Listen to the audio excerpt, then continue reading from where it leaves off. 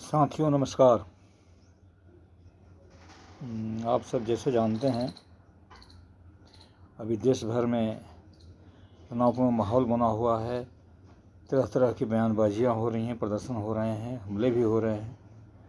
अभी 2 दिन पहले ही दिल्ली यूनिवर्सिटी में रुचि तिवारी के ऊपर हमला हो गया, जो यूट्यूबर है। और ये जानने के बाद हुआ कि वो ब्राह्मण है, उसका सरनेम तिवारी है। फिर हमला हुआ और उसी का सहयोगी वहाँ एक लड़का था, वो बता रहा था कि वो बनिया है, इस वजह से उसके ऊपर नहीं हुआ, वो बच गया। कि उसने बताया कि वो बनिया है। तो ये माहौल क्रिएट किया गया है या हो गया है, ये समझने की चीज़ें हैं। इसमें बैक सपोर्टिंग बहुत आ रही है और इस बैक सपोर्ट का खाली मौखिक सपोर्ट नहीं है, फाइनेंशियली भी है। और मुझे लगता है कि इस बारे में थोड़ी सी प्रधानमंत्री जी को जागृत होना चाहिए। जो गृह मंत्रालय है उसको जांचना चाहिए कि जो प्रदर्शन यूसी के समर्थन में प्रदर्शन कर रहे हैं वो तो ठीक है, सबका अधिकार है अपना अपना विरोध करना, प्रदर्शन करना, सपोर्ट करना। लेकिन उस प्रदर्शन के पीछे क्या कोई ऐसी शक्ति है जो कि समाज में विद्रोह और वैमनस्यता फैला करके उसका लाभ उठाना चाहती है, समाज को तोड़ना है, दंगे में झोंक देना है?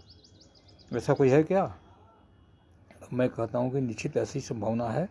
सरकार को इस पर कड़ी नज़र रखनी चाहिए और जो भी लोग इस तरह के प्रदर्शनों में शामिल हो रहे हैं वो कृपया इस बात को सतर्कता से ध्यान रखें कि कहीं उनका कोई इस्तेमाल न कर रहा हो, क्योंकि ऐसे ही प्रदर्शनों से दंगे फैलाए जाते हैं, आग भड़काई जाती है। पहले शुरुआती दौर में तो प्रदर्शन से शुरू होता है, उसके बाद किस लेवल तक चला जाता है हमने देखा हुआ है और समाज के लोग इसको भुगते हुए भुक्तभोगी हैं। इसलिए शांतिपूर्ण प्रदर्शन की शुरुआत, दंगा की शुरुआत ही शांतिपूर्ण प्रदर्शनों से होती है। इसलिए आपका कोई इस्तेमाल तो नहीं कर रहा है, इस बात का ध्यान जरूर रखना चाहिए। अब रह गया कि सवाल कि ये प्रदर्शन आखिर हो किस बात पे रहे हैं। साथियों, इसके रीज़न कई हैं, इसके कई रीज़न हैं। और पहला रीज़न तो ये है कि यूजीसी ने एक लाया ऐसा रेगुलेशन जिसकी वजह से एक सामान्य वर्ग है, उसको लगा कि ये रेगुलेशन पूरी तरह से हमारी अनदेखी करता है, अनदेखी नहीं करता है, हमारी मतलब कि सुरक्षा के लिए खतरा है। ये हमें कोई गलत इरादे से हमारे बच्चों को फंसा सकता है बिना गलती का, और इसका वसूली में या गलत तरीके से हमें ब्लैकमेल करने में हमारे बच्चों को वो इस्तेमाल करेगा और उसके विरुद्ध कोई कार्रवाई नहीं हो पाएगी। ये पता लगे कि उसने गलत किया था, झूठ बोला था, आरोप गलत था, तब भी कोई उसके ऊपर एक्शन नहीं होगा, क्योंकि इस तरह का कोई प्रावधान ही उसमें नहीं किया गया था। बल्कि जो 2012 वाले में जो प्रावधान था, गलत कानून के खिलाफ, गलत आरोप के खिलाफ कड़ी सज़ा का प्रावधान था, उसको भी हटा दिया गया। तो यूजीसी ने इसमें एक गेम किया था और ये गेम पूरी तरह से राजनीतिक गेम था। वोट बैंक और लोगों को, दो समुदायों को, दो जातियों को आपस में आमने सामने करने के लिए ये था, इसमें तो कोई शक नहीं है। और यूजीसी के जो भी कर्ता धर्ता रहे हों, चाहे धर्मेंद्र प्रधान जी के मार्गदर्शन में हुआ है या जो भी इसके इंचार्ज रहे हों, तो उनके द्वारा इस तरह की चाल खेली गई। लेकिन इससे हमारे समाज का कितना बड़ा नुकसान हो रहा है, हुआ है, इसका भी हमें पूरी तौर पे सतर्कता से ध्यान रखना चाहिए। और इसमें मुखर विरोध जो इस कानून का सवर्ण समाज ने किया, इसमें ब्राह्मण, ठाकुर, भूमिहार और सवर्ण बनिया जाति जो हैं, इसमें आक्रामक होकर जो सामने आए, उनका विरोध बिल्कुल अपनी जगह पर बिल्कुल 100% जायज़ था, होना चाहिए था। और इस विरोध का और अभी तक उसका विरोध जारी है। बयानबाजियाँ सोशल मीडिया पे इसके खिलाफ लिखा जाना अभी रुका नहीं है, जारी है, और सरकार अभी तक मौन साधे हुए है। तो मुझे लगता है कि शुरुआत में ही जैसे इसका विरोध शुरू हुआ, सरकार को सामने आना चाहिए था।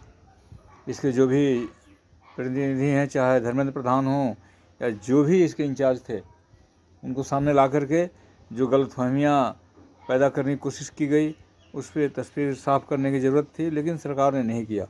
सरकार भी दूर से बैठ करके प्रधानमंत्री जी के मार्गदर्शन में पूरी सरकार आनंद ले रही है इस विद्रोह का, इस झगड़े का, और इस तरह के प्रदर्शनों का सरकार आनंद ले रही है, जो कि सरकार के लिए कहीं ना कहीं एक दिन बहुत भारी पड़ेगा। तो मुझे ऐसा लगता है कि सरकार को इसमें दखल दे करके और दोनों पक्षों को शांत करना चाहिए।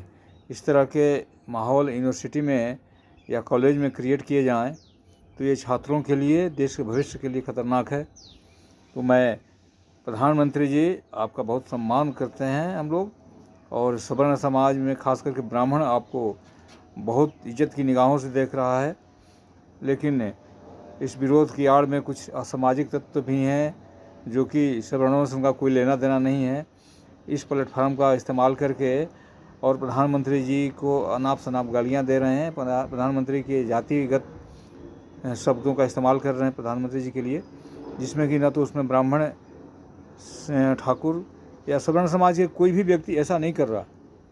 ये जो भी इस तरह के लोग हैं जो इस तरह के शब्दों का इस्तेमाल कर रहे हैं, प्रधानमंत्री जी के लिए गालियाँ दे रहे हैं, कुछ ऐसे शब्द बोल रहे हैं जो कि नहीं बोला जाना चाहिए था, वो आग में घी डालने के लिए कर रहे हैं।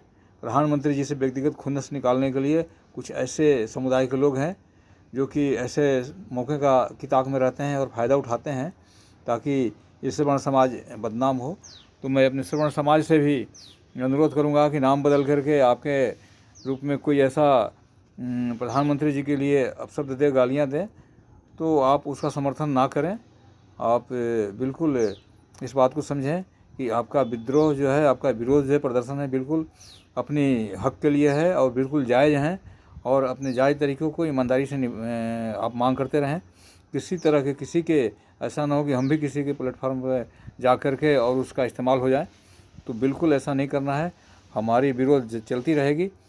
और एक बात सरकार के लिए भी मैं बता देना चाहता हूँ कि सवर्ण समाज गरीबों को, दलितों के और जो ज़रूरतमंद हैं उसको आरक्षण देने और उनको हक देने के कभी खिलाफ नहीं रहा है, विरोध में नहीं रहा है। लेकिन इसका दुरुपयोग करके सवर्णों को, ब्राह्मणों को कुचलने का जो प्रयास किया जाएगा, तो इसका प्रतिकार बड़ी ज़बरदस्त होगा। और सरकार शायद इस चीज़ को, उसको संज्ञान में रखना चाहिए कि इस तरह की बातें ना हो पाए, क्योंकि किसी को ज़रूरत से ज़्यादा दबा देना वो एक तरह से फिर उल्टी प्रतिक्रिया होती है। तो कृपया करके सरकार इस तरह की स्थिति पैदा ना करे। और बहुत दिन हो गया इंतज़ार करते हैं कि सरकार कुछ बोले। सरकार के लोग मौन साधे हुए हैं। तो कृपया सरकार इस मुद्दे पे अपना रुख साफ करते हुए समाज में शांति, भाईचारा कायम करने के लिए कोशिश करे, क्योंकि दिनों दिन वैमनस्य बढ़ती जा रही है। विद्रोह की, दोनों तरफ से विद्रोह की जो विरोध का तरीका है वो बढ़ता जा रहा है। तो मैं सरकार से अनुरोध यही करूँगा कि कृपया इस पे अपना मार्गदर्शन प्रधानमंत्री जी दें और लोगों को शांत करने की कोशिश करें। जय हिंद, वंदे मातरम, भारत माता की जय।